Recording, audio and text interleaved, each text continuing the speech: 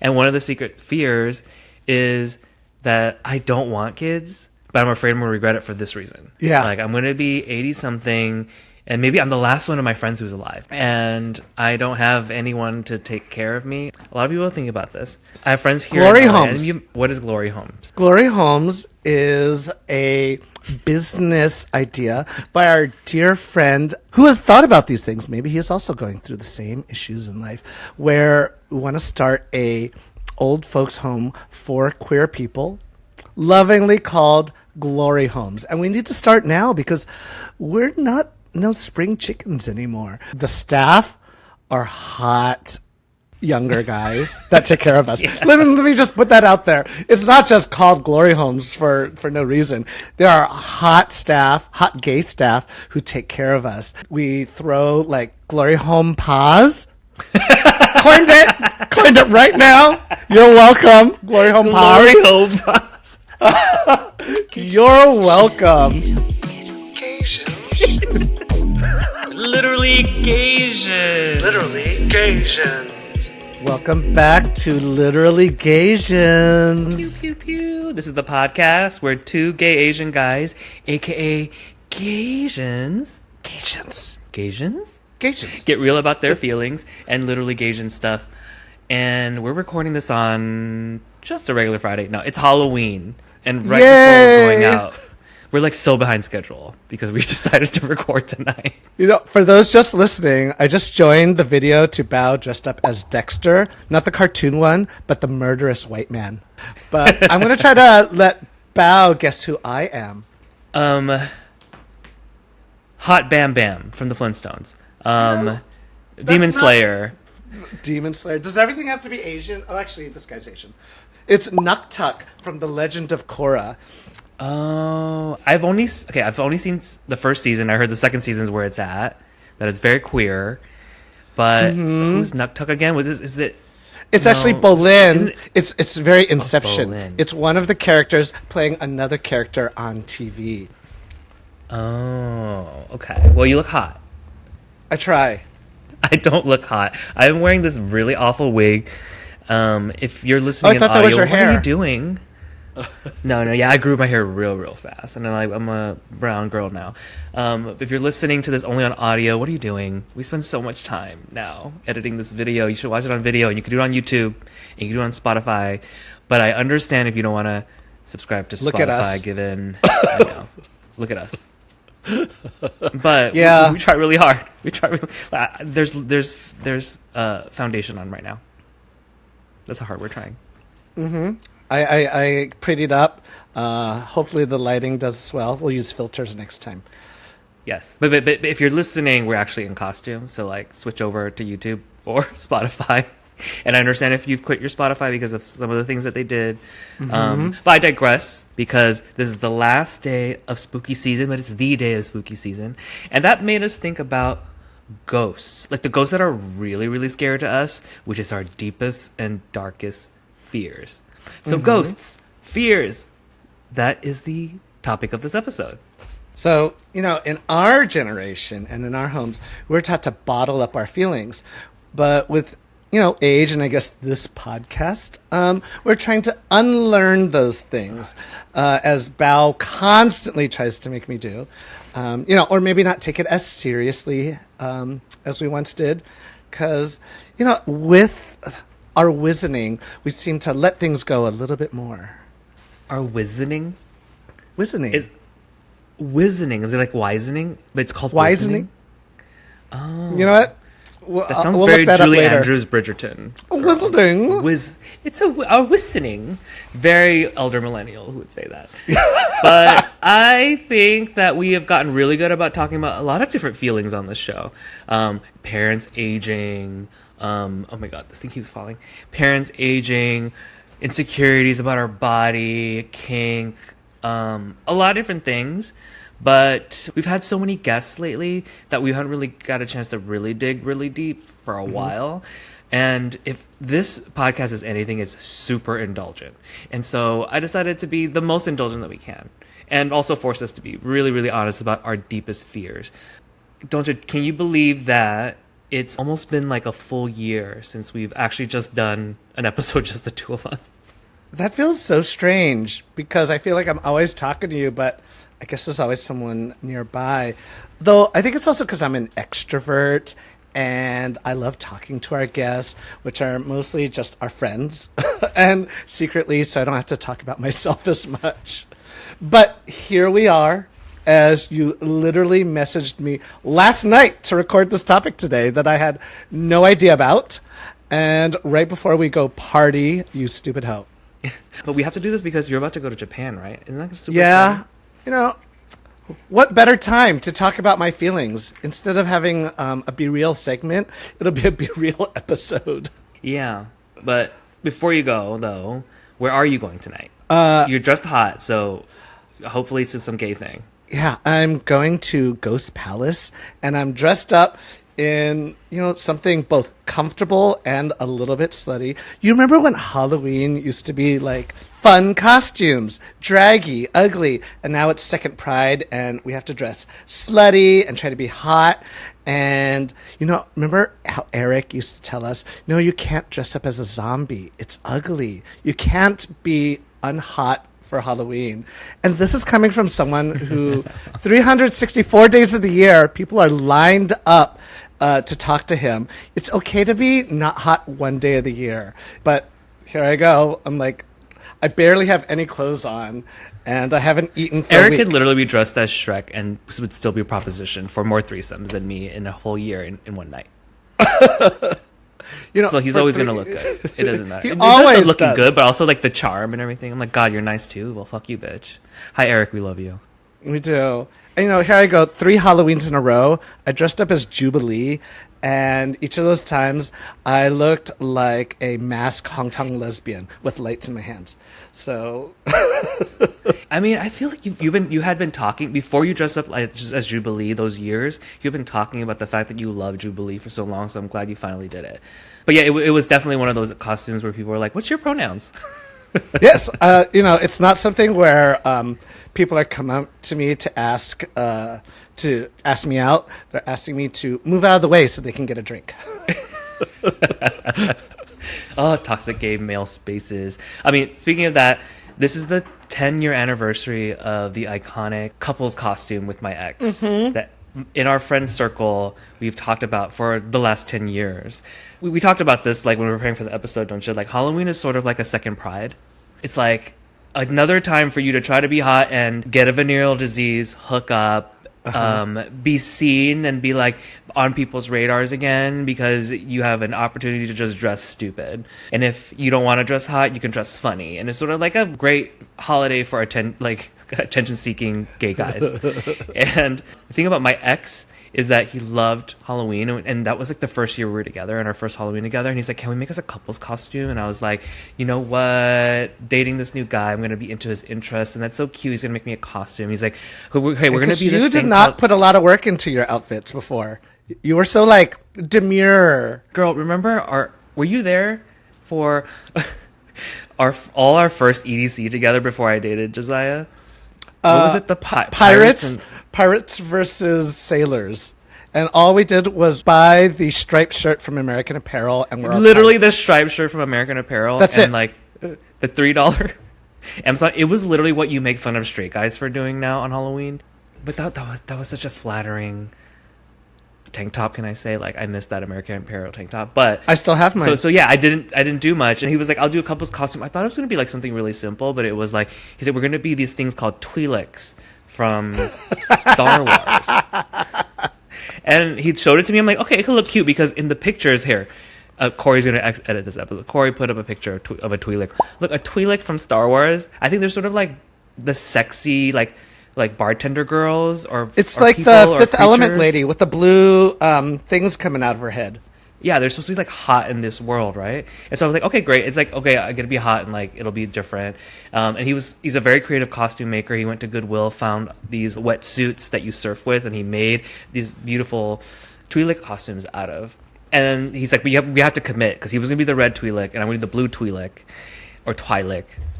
ChatGPT told me I could say it either way. I decided to be the blue Twi'lek, but I was like, you know what? I'm gonna impress it with my makeup skills. And so I decided to be completely blue in the hands and the face. And then he made this whole outfit for me in like full linen, and he even got red contacts because they have red eyes, red pupils or something, or whatever, like irises. And so we decided to do that, and I thought like, oh, this looks pretty cool. When we finally put it together, we went to this party. I was like, damn, this is like crazy. I go to Ghost Ship. So Ghost Ship is like the party you're going to, but it used to be called, your party you're going to is called Ghost Palace, but it used to be called Ghost Ship. We went to this party, and every guy was like dressed like literally like this. Literally dressed like Doja right now, actually. Every gay guy was dressed Everyone's like hot. Doja, but it was 2015. Remember 2015? Every gay white twink was like a merman. Remember like the they fishy all had the scale merman. tights? Everyone had those tights, and Everyone had those tights. It drove me crazy how unimaginative the gays were. It's actually, starting a little too early. It's one of my fears is being a basic Gaysian, even though we are both basic Gaysians. So much of our lives. Yeah. No, we have basic Asian tendencies for sure. Mm-hmm. And basic gay tendencies for sure. So I show up, everyone's dressed like that, and this is how I look like. You remember that photo, don't you? You remember this photo, don't you? I actually bring it up every year. I look at it just to have a chuckle when I'm sad. I do not look like a sexy Twi'lek bartender girl. I look like a fucking professor. You of look like you play economics. D&D at the local game shop. I know, like You look first like of you all- haven't showered in a month. First of all, why do I have these huge bifocals on? Because I couldn't see, bitch. I have really bad eyesight. Like I have a -8 and a -9 in both my eyes. So like literally, like my You're I legally don't ever have to blind. pay for. I don't know if I can say that, but I can say that my insurance has to legally make all my glasses and my contacts free. Like I never have to pay for them because they're medically necessary. I'm not legally blonde, but all those things are medically necessary. So like to not wear my contacts, to wear the red contacts for the look in the photos, but to go to this party, I have to put my bifocals on. They're thick as fuck, and I'm walking around all these hot guys showing off their abs and their asses, and I'm like, what did I do? What did I decide to do? It was so freaking hot, But you look so good. it was good. It was good. That was one of the times where I was like, it did look good, though it was hard for me to come up to anyone and say hi because they're like, who is this? Every time I went up to someone I knew to say hi, they're like, who the fuck is this person in class saying hi to me? But you know what? We did it for the story. It looked great. And I remember, you know what? A lot of my friends still to this day use that as the photo of me in their phone when I call. What a good idea. I'm going to change mine for you. Okay, I'm still going to just delay talking about our actual fears and our actual ghosts for a long time. And part of that distraction is, before we get into our real ghosts, have you ever had experience with actual ghosts, like the paranormal? There was a time where I thought it was. I was still living with my family and dealing with family sickness. My dad had a minor heart attack, and it freaked me out a lot. He was back home, but I was so scared, and that night I had a bunch of nightmares, and I woke up screaming, but only screaming in my head. My eyes were open, but I couldn't move my body. And I thought I was possessed by a ghost. I tried to scream again, but my mouth wouldn't open. I tried to get out of bed, but my arms were like, they were still, they were lifeless. I couldn't throw my blankets off. And at that point, I thought, oh my God, they got me. And because, I was probably a little lucid dreaming, and I was still in that, like, sort of not really awake. And I thought I was done for. And I thought ghosts were very real then. Now I know that it was just, what was it? Sleep paralysis demon, as they say. But I was, having my first emotions and ghostly experience then. I don't know. If you felt it was a ghost, it may have been. I know they It say could have that been. science explains this as sleep paralysis. Have you ever seen The Haunting of Hill House? I think a long time ago. I don't remember it. There's a sleep paralysis demon in there, and that was like still one of the best written things I've ever seen on TV. Oh my God. The bent neck lady. I don't. Just like, it's too long ago. oh, I stopped great. watching scary movies because after watching what's the witch movie in where they're like filming it, Blair Witch Project. I think I might have thought there was ghosts because I actually lived in a basement at that time, and at the end of Blair Witch, they like die in a basement, and I wouldn't go to sleep in my bed. And I I went don't go down to upstairs. basements because of that movie. There was no windows in my room. It was super scary. I wouldn't go to sleep. I wouldn't go to my room. It was like 3 a.m. I just stayed upstairs, watched TV into the night. I like turned the kitchen stoves on. I turned on all the lights, anything bright to scare away the ghosts. I was so stupid. That movie had such a stronghold on me. It was so good. But after that, I stopped watching scary movies because I couldn't sleep. Yeah, I think the older I get and the more anxious I already am about just the state of reality and the world and politics and geopolitics and existential dread, the harder it is to watch these movies now. I'm like, why would I want to trigger that again? But once in a while when I'm in the mood for it, because I used to love these movies, once in a while I'm in the mood for it, I will like binge just like full on like the whole monster series, the whole haunting series, a bunch of movies, and enjoy them again. But like, girl, yeah. I feel like at this age is harder and harder to enjoy true crime and like horror. Yeah, well, and horror and true crime is blowing up right now. But I can watch the thriller versions. Like, give me a Sinners or something like that. I'll watch that. That was amazing. Corey said I can't do horror. I'm like, well, will you watch Sinners? You watch Sinners, and he was like, well, that's not horror. And then I was trying to have him watch Weapons, and it took us 2 months. I want to watch that. Watch Weapons. I'm a little scared, but that's a little less horror. That's a little less horror, I will say. There are jumpy parts, but a little less horror. Mm-hmm. My quick ghost story is like, I was raised with my mom being Buddhist and superstitious as hell and being like, ghosts exist, be careful. And I was like 4 when she did this. She decided that she was going to take me to a psychic that was like renowned in like this Vietnamese immigrant community in SoCal. That is so Vietnamese. So Vietnamese. It was like through word of mouth that she can really know everything. And she brought me to the psychic to tell my future. And the psychic told my mom he has a brother that didn't live, right? Well, that brother is always following him. And then my mom started bawling. And my mom said that a year after she had me, she was pregnant again with another child. And then she lost the baby. At the time, she said she lost the baby because she took Tylenol. So she blamed herself because, whatever. It was 80 whatever. And people didn't know much about then. And so she blamed herself. And she never really told me about it. Then again, I'm not 4. I'm sorry. I'm like 9. Seeing this typing. So this is why you're autistic? This is why apparently I'm artistic sometimes. And I'm like a type A business person sometimes. The Tylenol. So the psychic told me like sometimes when he has these flourishes of creative stuff playing the piano, then that's his brother. And when he's like, this other thing, that's him.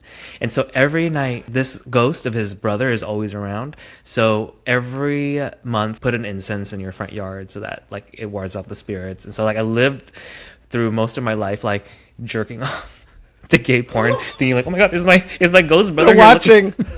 Don't tell mom. They're watching. Is that why you're an exhibitionist now? Am I looking? You're the exhibitionist. I am literally covered. My hands are covered. That's an exhibitionist thing in itself. It's a kink. Yeah. That's your kink. All right, I think it's time we like confront the fears. Lordy. So we're putting it off long enough. We spent the whole beginning of the episode talking about movies and ghosts. But we could get into the scarier stuff if you want. Because if Halloween is about confronting demons, let's confront ours. You see what I did there, Bao? I occasionally sound literate. Because you're reading. Well, I wrote it. Anyway. So what's our first fair topic, Bao? Okay, so let's start off light. Let's make it cute. What's like a silly ghost? Like a silly, lighthearted ghost that haunts you? Okay, it's simple, but it's also very common. I'm afraid of heights. And I think it's part of the Final Destination generation, like being on a plane. And so then it's, I'll be in a high-rise building and my balls start to shake when I look out the window. And I even looked it up on my 23andMe before I deleted my information. I am more likely to be afraid of heights. And, it's something that I think I should just get over it with. Just, don't think about it. But my body literally starts to shake. I get a little lightheaded. Like, in Mexico City for Brian's birthday, I was so Oh my God, you were scared in on the you were hot in a air balloon. fucking hot air balloon. How did? I was shivering. I stuck to the middle of it, and it was beautiful, but girl, I needed some Xanax during that entire flight. What is that feeling? Because you say like, okay, your balls like get tingly, like my butthole gets tingly. Yes, Or my nether regions get tingly. Is that like something drops? It's like this dropping feeling. I was playing Zelda, and in the game, I fell off a cliff, and I felt like I fell off the cliff. My whole body. I fell to the floor because I thought I was falling. It was so scary, and I tried to go climbing, and I get so scared at the top. So yeah, it's something I can't seem to get over, but takes over. I want to live in a beautiful high rise, but I can't look out the window. I have the same fear of heights, but for me, it's like skydiving. Like things where like always wanted to do that, but won't. Or bungee jumping. Oof, that thing girl. can snap. Mm-hmm. Final Destination. And after that hot air balloon ride in Mexico City for our friend's birthday, I decided I'm never going to do it again because he waited until after we were done with the hot air balloon. The ride video. to send us the link, the video and news stories of the hot air balloon. The hot air balloon that fell down and caught on fire, fell down. People died 1 week before we got on ours in Mexico. I was like, thank you for not sharing that before the hot air balloon. I will never go on a hot air balloon ride again. I think statistically, the hot air balloon, because that was like an licensed hot air balloon ride. We were on a licensed one, but I don't know. I'm just not going to do that anymore. One and done. Okay, what scares you about? What's a light scariness for you? Okay, so y'all know how like I work in marketing and PR. Mm-hmm. I give a lot of presentations, so you share your screen a lot, or you have to like open your Instagram or your Facebook or social media to like demo things or to look for things when you're like having a conversation. Like, oh, what are they doing on Instagram? Did you see what they're doing on Twitter? My silly fear is that one day my porn is gonna pop up at work when I'm doing one of these very public things. I have had I think more than I can count, like maybe at least 20 times in my life, dreams about this. Wow. So it is permeated into your deepest, darkest thoughts. Yes. Like I literally, if I have a big presentation coming up, I usually will have a dream where I'm giving the presentation, it's going well, and I share a screen and it's like two guys fucking. Corporate has hurt you. Yeah, it's like really, really scary. Okay, I remember when I was at Netflix and we were gonna launch like an Instagram feature, and then I was here with this like the product manager, and he was like, "Okay, well, pull up let's pull up your Instagram and let me show you." And I was like, I literally that's the rudest thing to ask any gay man to do. I know, and he was a straight man, right? Like he didn't know. Anyway, he was like, my palms were sweaty, and it was like maybe like 8 years ago where we're a little less like our Instagram habits are just like out there for everyone to see. Mm-hmm. And so I remember like opening the app and like I wasn't shaking, but I felt like I was. And then he was like, okay, go to the search bar. But bitch, when you go to the search bar, you have to go to your explore page. Oh. And then luckily I just went very fast and I'm like, well, and I were like, oh wait, what is it? And I hid my phone and then I typed it in. But I could feel like the palpable tension in the room. No gay engineers worked on that, or UX designers, that your search is the explore page. It's homophobic. Girl, when I was like thinking about this morning, I was like, let me take a screenshot of my explore page. We should do a whole episode where we show each other. Oh my fucking god! It's Ali Wong and then like buff Asian guys. Like, what the hell? And I like notoriously only allow myself 5 thirst trap follows. Because, at the time when, I think I'm better about it now, but at the time, I sort of too many thirst trap follows can fuck with your body dysmorphia. Yeah. So I allow myself 5, and they have to look very different for me. Like, they have to have, this body type where I can, that I cannot compare myself to, but just admire. They have to be artistic. Anyway. So I was like, I'm not going to do my explore page. But even without the explore page, even when you open up your feed, all my friends be thoughts. All my friends are slutty as hell. I could have a picture of you in this outfit just show up. Yep. or like someone You're doing welcome. a progress pic, and like straight people just won't ever understand. And so I was like thinking about like where this comes from. Like a little bit of it is like residual, like internalized homophobia, some shame around my sexuality, etc. But I also think like, look, I manage people at work, and I've been doing that for a while. People have literally been Me Too'd, have been fired, have had sexual harassment lawsuits for showing like explicit content to their coworkers, whether it was accidental or not. And so a lot of it is just like, girl, I don't want to be canceled, and I don't want to make anyone feel so awkward. It could be totally construed as this whole thing. Yeah, and it makes no sense for me to be scared of it because I mean, my phone's different. But like, it's not like I watch porn on my work. I don't do that. I don't even watch porn on laptops anymore. You know, after we have iPads and phones, what's the point? So it's not really a fear, but like something like kind of close did happen the other week. I had my like personal Gmail open, and usually I turn my screen off because like, anyway, I turn my screen off when I walk away from my desk. But I forgot to that time. I went to get water, came back to my desk, and I saw that there was like a new email in my personal Gmail, like. And it was from OnlyFans that my subscription, your subscription to X is ending in 2 days. You get those? I have never subscribed to an OnlyFans. You don't want to support sex workers? Fine, great. Anyway, just kidding. I subscribe to support the ones I really, really like.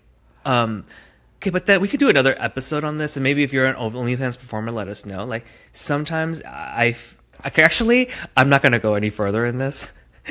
Because I was gonna say like, why do I pay a monthly fee to see your content and you barely post a few times a year?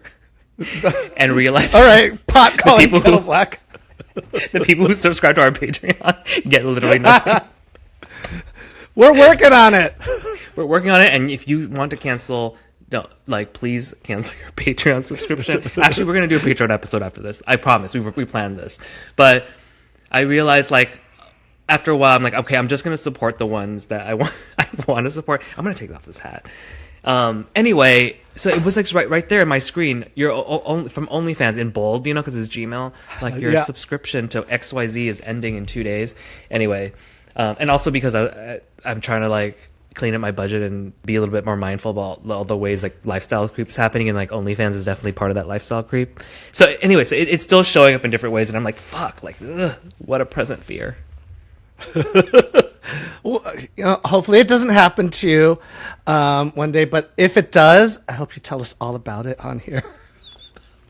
I will on Patreon. Thank you, Patreon subscribers. That is also like one of those fears that should not be one. It won't happen. I mean, it could, and it has to other people. Not to make it worse for you, but there are like bigger fears that we can have in life. The ghosts we carry.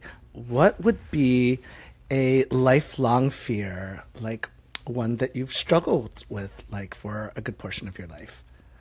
So look, I know I seem very extroverted and social, but when I was like in elementary school, I was a very big loner. Like I had no friends. I would dread like recess or lunch because that means like I had to like face that loneliness, because it wasn't like people were bullying me. People were just like doing their own thing and not noticing or ignoring me.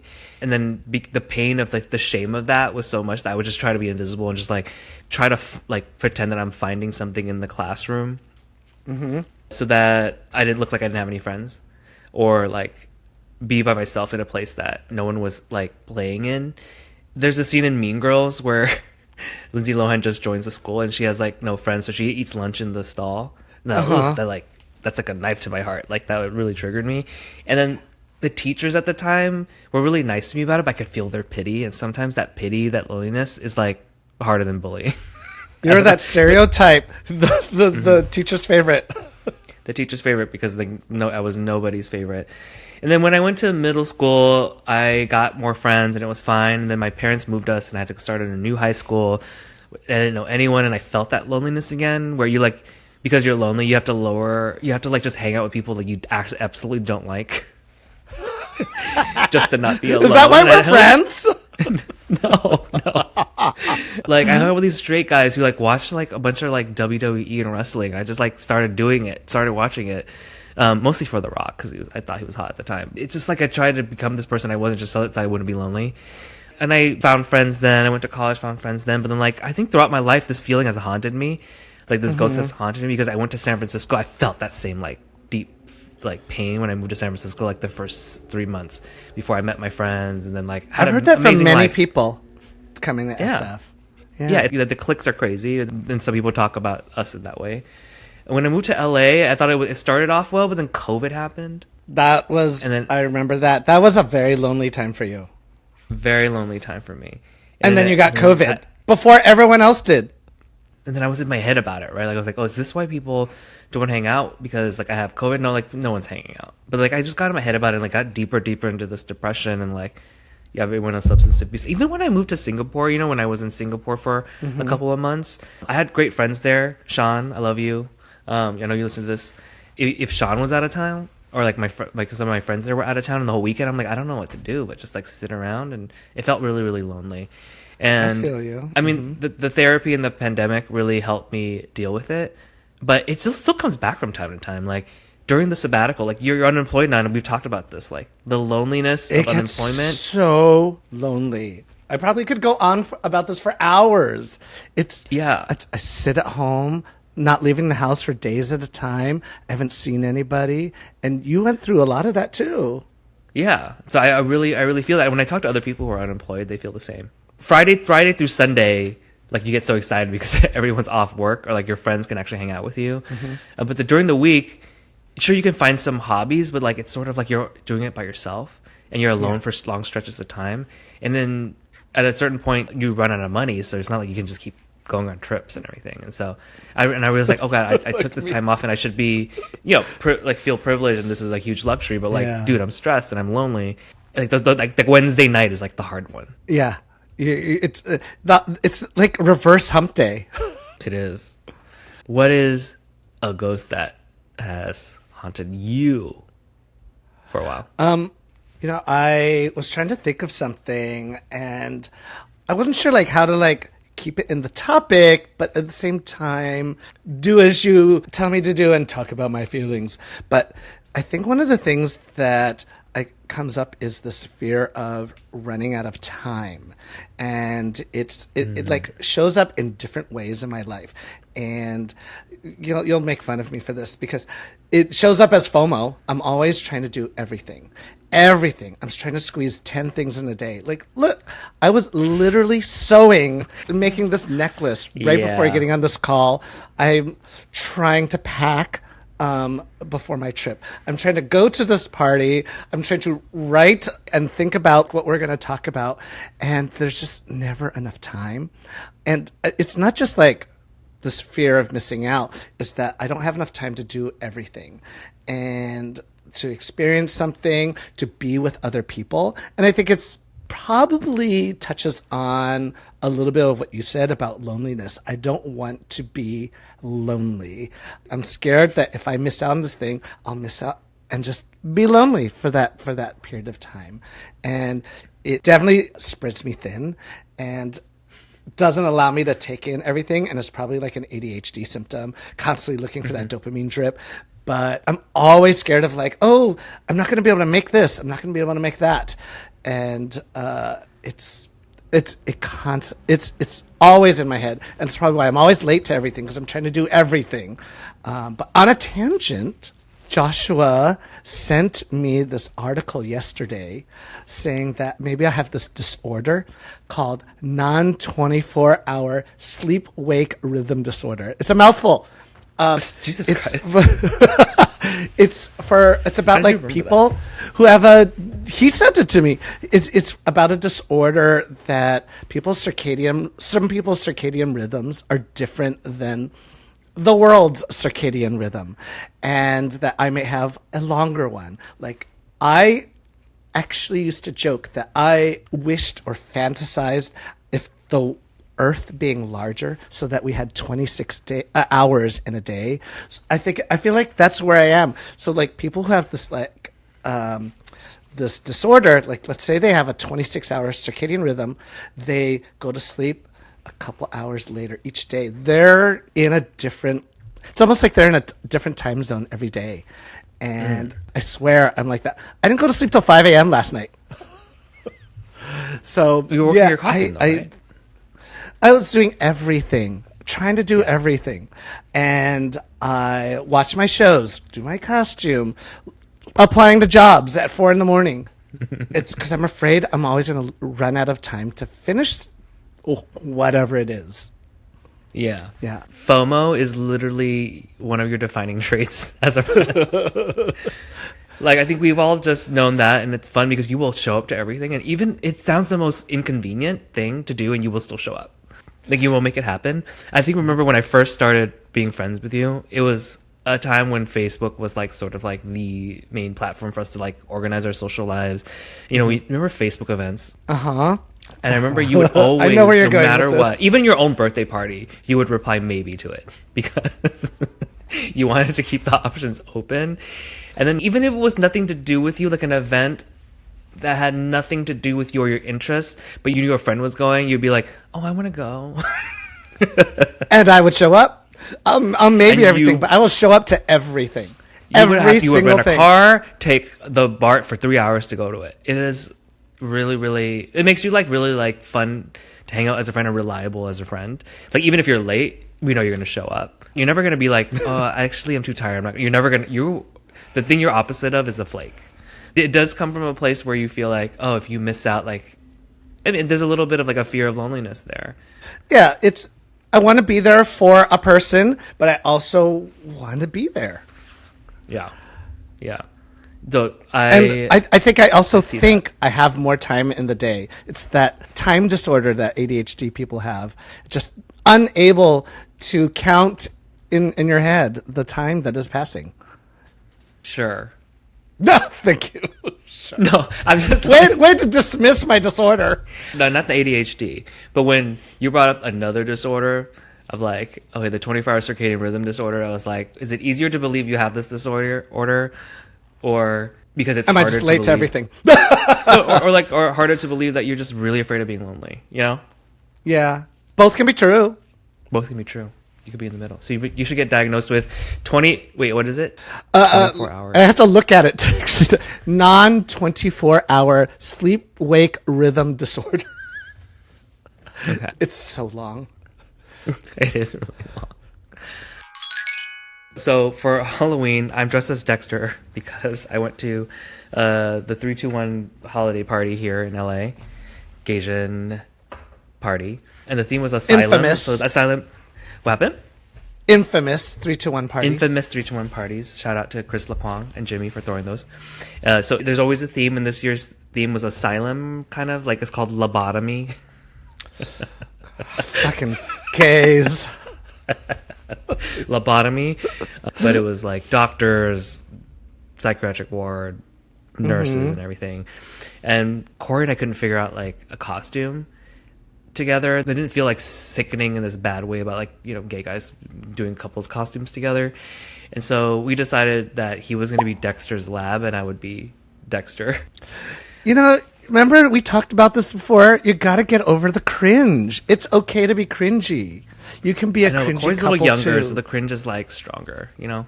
And Corey's like newer to the community, so he's, I think, sometimes a little bit more like overthinking it. Overthinking, a little anxious about it. Be that wonderful cringy couple costume. I've always wanted to show up in matching outfits to something with my boyfriend, but here I am, showing up like this. To find a boyfriend. I think because you have shown up as Jubilee to your gay holiday party, your gay Halloween party. I have shown up as that Twi'lek, and everything's fine. We're just a little less like anxious about it. But anyways, I bought this wig so I could look more like Dexter. It's a bad wig, but I don't know. I'm feeling it. But I don't know. In this low res, it looks really good. Isn't it? I'm into it. Maybe that should be your next cut and color. Oh, my hair does not grow out this thick. Unless I disappear for 6 months in Korea. This will never look this thick. But I showed up and everyone's like, I love your costume. I love Nurse Jackie. You too can be because a masked lesbian. Wig. The wig is so Nurse Jackie. Okay, whoever's editing this, show Nurse Jackie. Anyway, okay.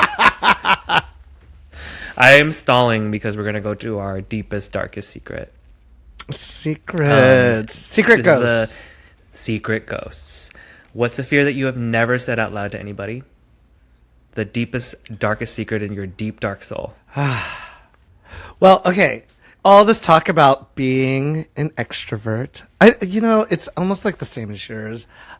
I'm an extrovert, but I have been fearing aging, and not quite aging, but it's loneliness. And I think that's the main thing. And it's not just for the superficial reasons. Those exist. Like, my jowls are coming down and all those things. But there's also the edge of that is for selfish reasons. I didn't really think about it until this episode when you're like, okay, think about your deepest, darkest secrets. And it's been always in the back of my head, but it's not just that I'm lonely or fear of being alone. It's that I feel a little bit selfish because as we get older, we're seeing more like of our family have their pains. We have had friends with cancer. And if that were to happen to me, who would be there for me? Who would like check in on me by my bedside? Who would say hi to me and hang out with me? Like, what if would, and not even just with growing old, like, what if today I was diagnosed with something? And I think about that often because, we could all be there. But sure, but it's not something like you wouldn't be there all the time. So that's why this part of the loneliness is about dating and relationships. And right now, like, a lot of my friends are coupled or like, we're all like living our lives. Everyone is becoming introverts. Like, people who used to always go out, like, actually deep down inside, I was an introvert and I just like, did this because I had to have friends. I'm like, shut the fuck up. I'm not an introvert. I was trying to be one, but no, I'm not. I know for sure. And I'm sorry. And so like everyone's like, oh, I'm just having some me time at home. As an unemployed person, I am home a lot and it is very lonely. And I just wonder, like, what if one day I just upped and like died here? I wouldn't be discovered for like days. I won't say weeks because I know that people will check in on me eventually, but days people I would just go unnoticed. But it's outside of that. I don't know. I'm afraid of that. And I don't say it often. And this is why it's a secret. It's that it sounds so selfish. I've like thought about, when some, like, especially like Chinese folks say you need to have kids because who's going to take care of you when you're older? It sounds so selfish to me. But then because of that, just beat down upon me by, our ancestors, like, it makes me feel so shitty that, like, as a person who doesn't want kids, like, who's going to take care of me? And it feels so shitty to think about that. Yeah. So that's why it's a secret, because it feels terrible to think that, it's not just that I'm lonely. It's because I want someone to take care of me, or I want someone to take care of too. But that's why I don't talk about it. It's so selfish. Look, I know that I'm one of your friends who stopped going out as much, and I'll move to another city and got a boyfriend. So first of all, I'm sorry. I know. That I'm like adding to it. There's nothing to be sorry about. But I blame all the couples in San Francisco. I'm going to do that. Second of all, I think this is why we talk about it out loud, because like we share a lot of these fears, and I think other people share these fears too. Because your loneliness, literally, I just told you that I had a loneliness fear that's haunted me all my life, and so we share that. And then, I'll get into my secret fear later, which is like a whole list of secret fears. And one of the secret fears is that I don't want kids, but I'm afraid I'm going to regret it for this reason. Yeah. Like, I'm going to be 80-something, and maybe I'm the last one of my friends who's alive. And I don't have anyone to take care of me, or it's like anyone who's, like, socially or familially contracted to take care of me. We're both going through this with our parents, aren't we? That's why I'm thinking about it all the time. No, they have their own interests of having a grandchild. So they use the most convincing argument to convince us, and this is a very convincing argument. Like when you're sick later on, like who's going to really take care of you? Who's going to be responsible? And then my sister's not going to have a kid, and I don't want to put my sister's kid through that. However, there's light at the end of the tunnel. A lot of people are thinking about this. I have friends here. Glory homes. Yeah. So Glory Homes is one of those. What is Glory Homes?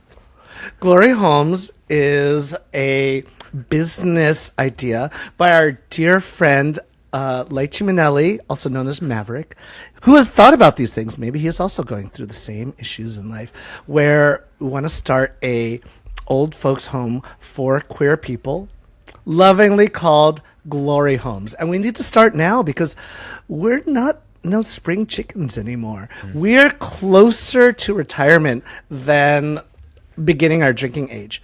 When I turned 40, I was like, well, if I'm lucky, I have half of my life left. if I'm a lucky person in this world, I have half of my life left. I'm really lucky I have more than that. And so I think a lot of things just started changing in my brain after that. But there's Glory Homes. There's friends I have here in LA, and they're also listeners. And they were one of the guys that was explaining his idea for like a similar kind of queer Asian retirement community, but that isn't in the US, that's in like Asia.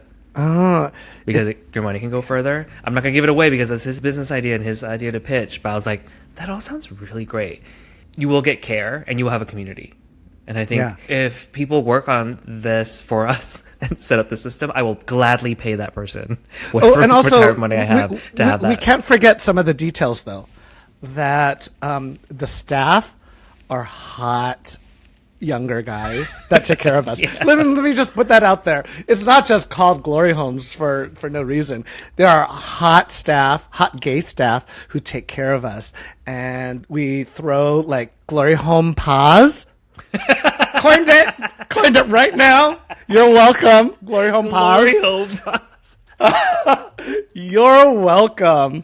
And, there's going to be a steady stream of DoxyPep going around and Cialis. They take care of us with our needs. It's very specific care. I love that. I'm just imagining all of us like at the Glory Home Paw with our like oxygen masks. And but with a fan, clacking our fans. Girl. Oh, this really is a middle-aged podcast, isn't it? Damn. Please write it down for as part of our business proposal. Okay, my secret fear is not one fear. It's just going to be a list of fears, and we don't have to even get into it because I don't know if I can get into it because I've never said any of this out loud, and so without that, I've not processed it. And so we'll just go through them, okay? You can react to them, but like I don't know if I can get any further than what I was I have a couple. The first, I'm afraid that all the partying I did from my 20s to 35 in the next 10 years will show up as a tumor. Okay, same. I think of it show up as dementia. Yeah, and you know what? Alzheimer's runs in my family. And so maybe I won't get it at 80 years old like my grandma did. Maybe I'll get it at 50. So I have a huge fear of that. My response to that is that I have several friends that are a little bit older than me who did not party, who I call my control group, and their memory is just as bad, if not worse than mine. So I think we're good on that. Yeah. You know what? Corey's never partied. We have a Whoop thingy. It's sort of like poor person's Oura ring. And then, because we don't want to spend money on the Oura ring. I do not want to spend money on an Oura ring.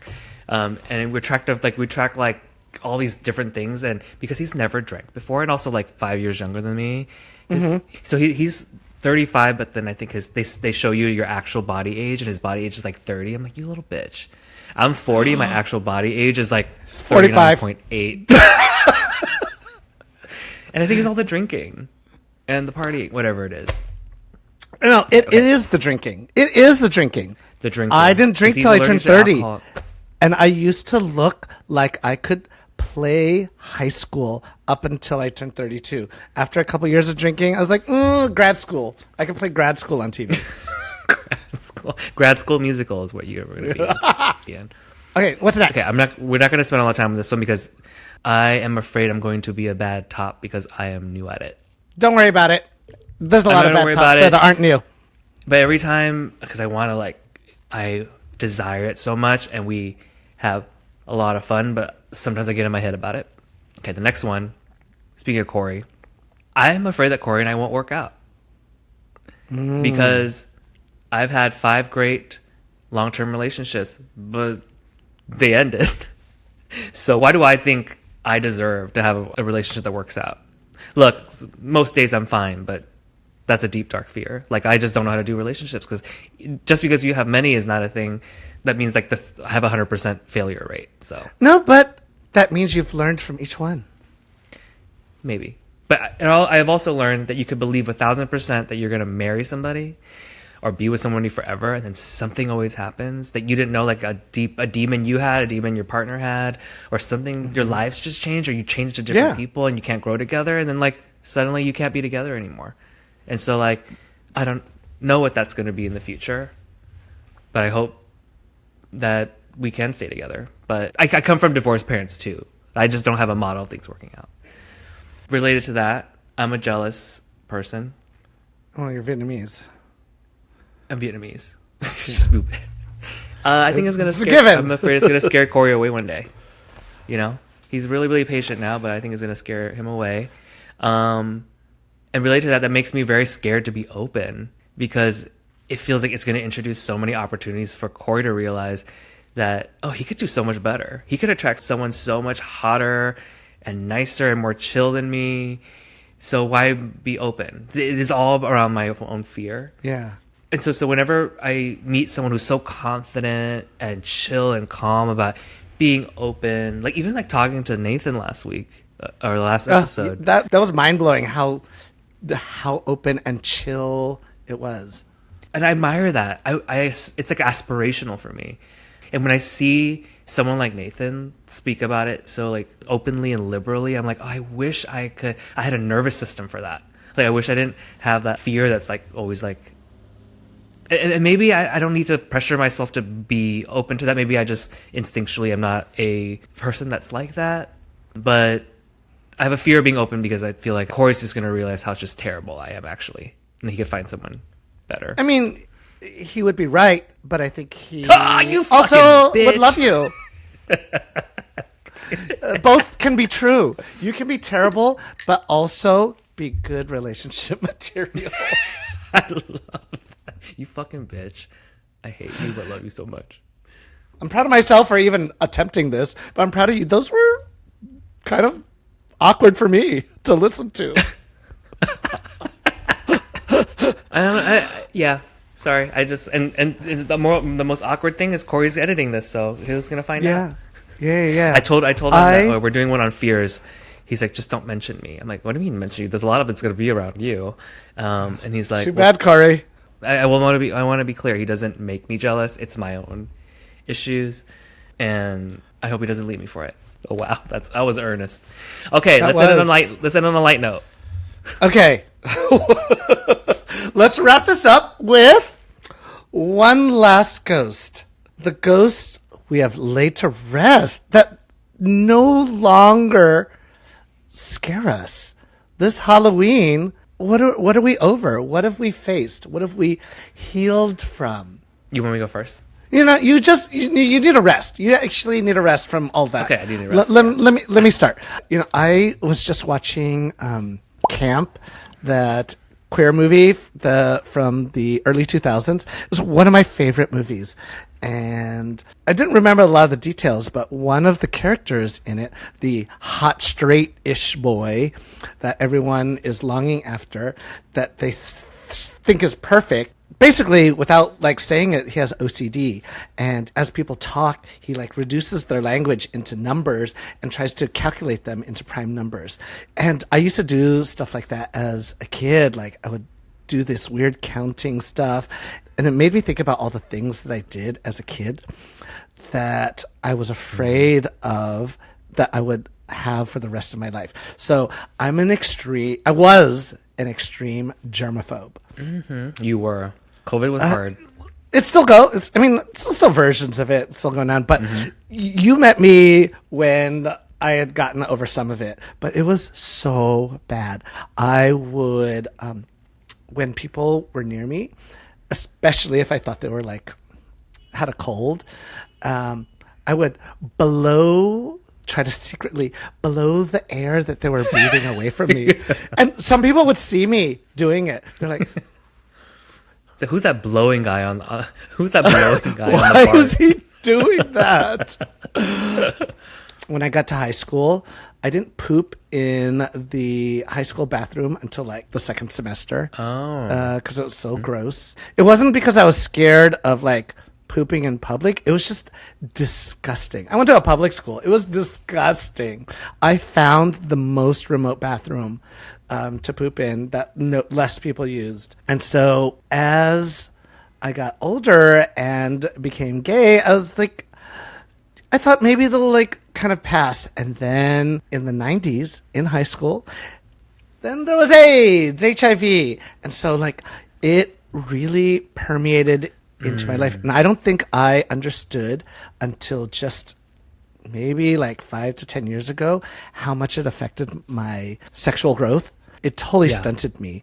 And I didn't figure it out and get over it until like my late 30s. And that's when my libido started going away. So like it just really sucked. But when I started to go out, I was like, oh my God, I have to be around all these people. Like to be, you know, if I'm an extrovert, I got to be around people. And I went to my first circuit party. Isn't that the saddest thing? That I was so scared to go to a circuit party because everyone is shirtless and sweaty and covered in their germs. And I eventually got over it. Circuit parties helped me get over my germophobia. Look at you now. Look at how you're going to show up to this Look at party. how I'm dressed. All these people like sweating and like, you know, you walk by, their sweat's getting on you. But it was still a problem. And until I went to, which I was very afraid of, Burning Man. I thought it was going to be the most disgusting thing, all porta potties. And so I put myself in situations that I knew I would be uncomfortable with to get over these fears.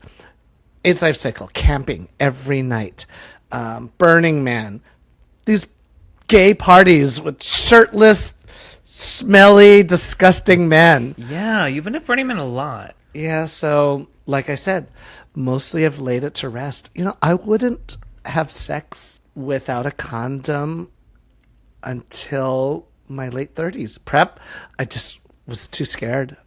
Yeah. But I got over it. So my ghost I've laid to rest is related to that. Yeah? It is like the stigma of HIV/AIDS. I was out like at 18, 19, and that was still sort of like lingering. Like you were hit with so many public health messages about it, that it could have created a stigma. And then, you know, you and I have both seen that the last 20 years how the stigma has changed, and we believe very different things. But I used to be very afraid of unprotected sex, and it became like a defining trait of gay culture. And coming out, and like just part of like us as a community like dealing with. And I think it really just like it looks very differently now. I think people feel very different, and I feel very differently about it. So it is a ghost I've laid to rest. But on a lighter note, another ghost I've laid to rest is bottoming accidents. At some point, who cares? I used to care so much. Oh my God, the amount of water. I want to create a calculator where it shows like whenever you douche for a hookup, how much water you're wasting. You need to create a GPT on ChatGPT to calculate it for you. Yeah, I mean, when I was single and I didn't when I douche all the time because you want to be like the perfect, pristine porn star, OnlyFans type of like bottom experience, then you just like use so much water to get there. And like it was so much work, like eating fiber, taking fiber pills, and like hogging the bathroom for 30 minutes. But now you take minutes, fiber pills for heart health. Yes, for heart health. For my gut biome. But at this point, like, who cares? And now that I'm like this like newly versed person who thinks like topping is so hot, I'm just like, sometimes I realize like I don't care if you're clean. I just want to fucking stop, you know? But then I realize like, oh yeah, I can see that how for the bottom it can make them very anxious, but I don't care. Anyway. You know, I still have anxiety about that because I had to wash my fucking Ruggable. That was so much work. This is not because I'm grossed out. It's just for practical reasons. Who has a washing machine large enough to put your giant, like, 10 by 12 Ruggable inside of? It was... Okay, but the thing is, Ruggable sells itself as washable in a machine. So I don't know if you can't fit it in your washing machine, then maybe it's not washable, you know? Yeah, well, it did its job. There were no stains, and, you know, I can't wait for Ruggable to one day sponsor us because it worked. No, they will send you a new rug. And then we'll be like, this episode. This is all a health Literally hazard. Ruggable. Literally bottoming, brought to you by Ruggable. You know what? If they were progressive and they wanted to do some rainbow corporate shit, they will put on their website, in their marketing, bottom friendly. Oh my God, that marketing manager is going to be like, yeah, we got to definitely use our budget toward literally Gaysians. They have 2 listeners, but 2 very good listeners. On that fun note, we're going to end things because we have to go to our pre-games. Thank you for sharing your fears with us, don't ya? I know this was hard and you were like really nervous. Yeah, I was. But we did it. And we share a lot of them. Mm-hmm. Yeah, it just took a little bit of just a little zhizhing, and it'll come out of me, just like that poop on that Ruggable. Just a little zhizhing. A little zhizhing. You know where to follow us, and we'll be back for another episode soon. Love you. Happy Halloween. And Happy Halloween. Normalize talking about your fears. They're not fears. They're just things to share with your friends. They're ghosts, and when you make the ghosts visible, they're less scary. Okay, bye. Like Casper. Bye, everyone. That's a white ghost, though. How about an Asian ghost? Okay, bye.